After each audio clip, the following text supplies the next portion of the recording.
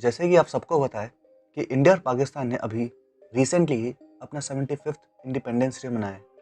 दोनों देशों को एक साथ ही आज़ादी मिली थी और आज़ादी के टाइम पर दोनों देश ऑलमोस्ट हर पैरामीटर पर एक जैसे ही थे। लेकिन आप सबको भी हैरानी होती होगी कि आज दोनों देशों के बीच में इतना ज़्यादा डिफरेंस कैसे आ गया। जब दोनों सेम लेवल पर ही थे तो आज पाकिस्तान पीछे कैसे रह गया। वैसे तो इसके कई रीजंस रहे हैं, लेकिन उनमें से सबसे बड़ा रीज़न है आर्मी। तो आज के इस वीडियो में हम पाकिस्तान की आर्मी के बारे में डिटेल में 3 चीज़ें समझने की कोशिश करेंगे। पहला, कि पाकिस्तान की सरकार आर्मी को क्यों कंट्रोल नहीं कर पाई और इंडिया ने क्या अलग करा। दूसरा, आज 75 साल बाद भी कैसे आर्मी ने अपनी डोमिनेंस मेंटेन करी हुई है। और तीसरा, इन सब चीज़ों के क्या कॉन्सिक्वेंसेस रहे हैं पाकिस्तान के ऊपर। पर वीडियो स्टार्ट करने से पहले अगर आप इस चैनल पर नए हैं तो प्लीज़ सब्सक्राइब करें ताकि हम आगे भी आपको इसी तरह के एनालिटिकल वीडियोस दे पाएँ। तो चलिए बढ़ते हैं अपने पहले क्वेश्चन की तरफ कि क्यों पाकिस्तान सरकार आर्मी को कंट्रोल नहीं कर सकी और इंडिया ने क्या अलग करा। इसके लिए सबसे पहले ये समझने की ज़रूरत है कि ब्रिटिशर्स के टाइम पर आर्मी चीफ का देश में क्या होता था। तो ब्रिटिशर्स के टाइम पे आर्मी जनरल डिफेंस मिनिस्टर के बराबर था और सरकार में भी वाइसरॉय के बाद सबसे पावरफुल आर्मी जनरल ही होता था। तो इससे एक बात तो साफ है कि दोनों ही देशों में जो आर्मी थी वो बहुत ही इन्फ्लुएंशियल और पावरफुल थी और इसीलिए इन पर टाइम से लगाम लगानी ज़रूरी थी। तो अब समझते हैं कि पाकिस्तान में आर्मी क्यों कंट्रोल के बाहर चली गई। पहला रीज़न, एक ही कम्युनिटी का डोमिनेंट होना। आज़ादी से पहले आर्मी में कुछ ही जगह के लोगों को भर्ती किया जाता था और 1940 के दशक में ज़्यादातर जो ऑफिसर लेवल के फौजी थे वो पंजाब से थे। और कोई भी देश ये नहीं चाहेगा कि उसके ज़्यादातर ऑफिसर्स एक स्टेट के हों, क्योंकि जब सारे ऑफिसर्स एक ही स्टेट से होते हैं तो ऐसा माना जाता है कि आर्मी के अंदर गुटबाजी होने लग जाती है। और सबसे बड़ी बात कि बाहर सरकार को पता नहीं चलता कि अंदर चल क्या रहा है। तो आर्मी के ऑफिसर लेवल पे जितने अलग अलग स्टेट से फौजी होंगे, गुटबाजी उतनी कम होगी और सरकार का कंट्रोल उतना ज़्यादा बढ़ेगा। इसीलिए आज़ाद होते ही इंडियन गवर्नमेंट ने बहुत ध्यान से और सोच समझकर आर्मी की इम्पोर्टेंट पोस्ट पर अलग अलग स्टेट से ऑफिसर्स को अपॉइंट करा था। और इसके साथ इंडिया को एक और फ़ायदा मिला कि जब पार्टीशन के टाइम पर आर्मी को बांटा गया था तो तब ये इम्बैलेंस और भी कम हो गया था, क्योंकि आधे पंजाब के ऑफिसर्स पाकिस्तान के अंडर आ गए थे। तो इससे इंडिया में तो इम्बैलेंस कम हुआ, लेकिन पाकिस्तान में पार्टीशन के बाद ये प्रॉब्लम और भी ज़्यादा बढ़ गई। और इसका प्रूफ ये है कि आज़ादी के बाद 90% से ज़्यादा ऑफिसर्स सिर्फ पंजाब और NWFP रीजन, जिसे नॉर्थ वेस्ट फ्रंटियर प्रोविंस कहा जाता था, वहाँ से थे। और इसीलिए पाकिस्तान आर्मी में पंजाबी ऑफिसर्स की डोमिनेंस आज तक बरकरार है। दूसरा रीज़न ये है कि आज़ादी के बाद भी इंडिया में बहुत सारे पावरफुल पॉलिटिकल लीडर्स थे जिनकी लोगों के बीच में बहुत ज़्यादा पॉपुलैरिटी थी। और ऐसे पावरफुल लीडर्स की उस टाइम पे ज़रूरत थी भी आर्मी को कंट्रोल करने के लिए। लेकिन पाकिस्तान में आज़ादी के बाद मोहम्मद अली जिन्ना की डेथ बहुत जल्दी हो गई थी और फिर उसके बाद वहाँ कोई पावरफुल लीडर नहीं बचा था जो आर्मी को कंट्रोल कर सके। इसीलिए वहाँ आर्मी को कोई कंट्रोल करने के लिए बचा ही नहीं था। और एक बहुत बड़ा रीज़न है कि क्यों आर्मी को फ्री हैंड मिल गया। तीसरा, इंडियन गवर्नमेंट ने एक प्रॉपर सिस्टमिक तरीके से आर्मी को गवर्नमेंट के अंडर लाना शुरू किया और इसके लिए कई स्टेप्स लिए गए थे, जैसे कि किन ऑफिसर्स का किस पोस्ट पर प्रमोशन होगा, इस बात का ध्यान रखना।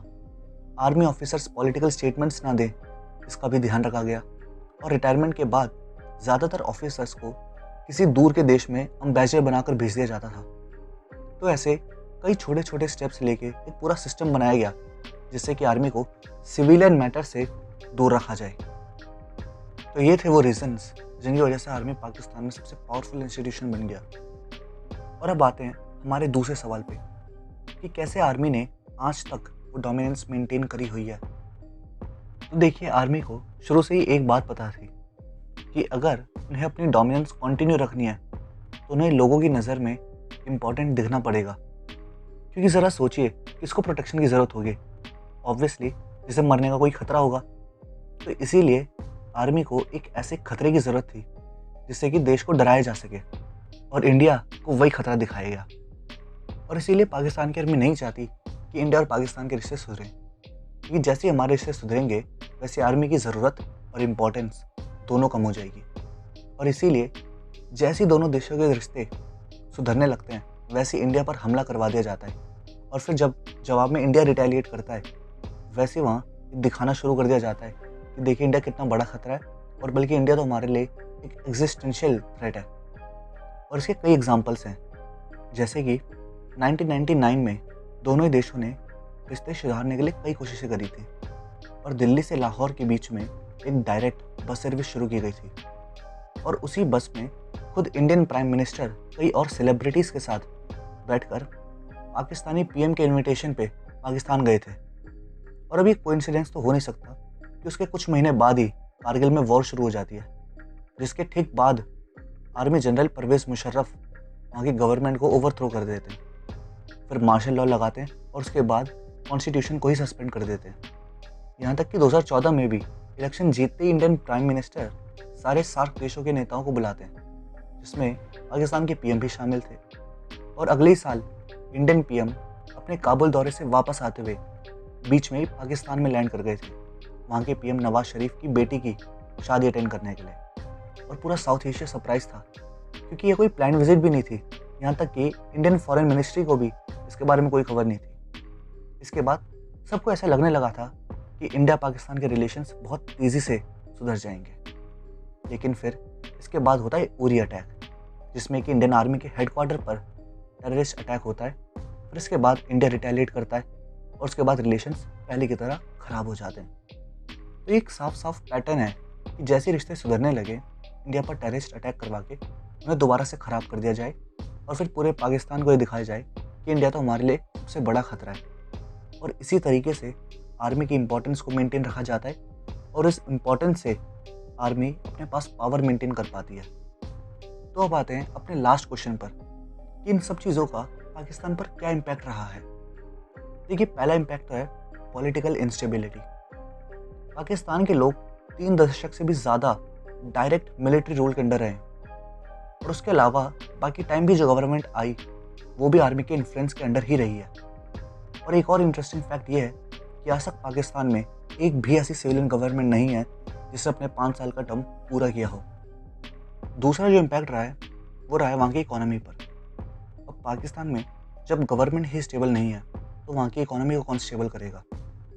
और ये वैसे भी नॉर्मली नोटिस करा जाता है कि जिस भी देश में पॉलिटिकल इंस्टेबिलिटी कुछ ज़्यादा रहती है वहाँ पर इकोनॉमी सही तरीके से चल नहीं पाती है, क्योंकि वहाँ के ज़्यादातर जो पॉलिटिकल लीडर्स होते हैं उनकी पहली प्रायोरिटी ये रहती है कि वो ज़्यादा से ज़्यादा पॉपुलिस्ट पॉलिसीज़ फॉलो करें, ना कि स्ट्रॉन्ग स्टेप्स लेकर इकोनॉमी को ट्रैक पर लाएं।